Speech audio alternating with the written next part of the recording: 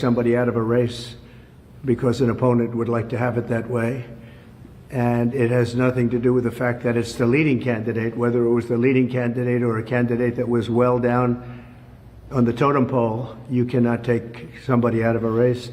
The voters can take the person out of the race very quickly, but a court shouldn't be doing that, and the Supreme Court saw that very well. And I really do believe that will be a unifying factor, because while most states were thrilled to have me, there were some that didn't, and they didn't want that for political reasons. They didn't want that because of poll numbers, because the poll numbers are very good. We're beating President Biden in almost every poll. New York Times came out yesterday with a very big poll for us. So they didn't like that, and you can't do that. You can't do what they tried to do.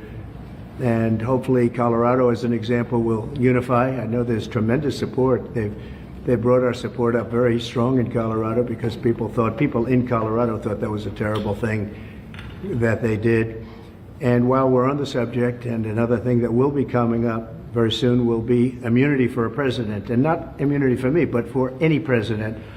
If a president doesn't have full immunity, you really don't have a president, because nobody that is serving in that office will have the courage to make, in many cases, what would be the right decision, or it could be the wrong decision. It could be, in some cases, the wrong decision, but they have to make decisions, and they have to make them free of all terror that can be rained upon them when they leave office, or even before they leave office. And some decisions are very tough. I can tell you that as a president, that some decisions to make are very tough. I took out ISIS, and I took out some very big people from the standpoint of a different part of the world.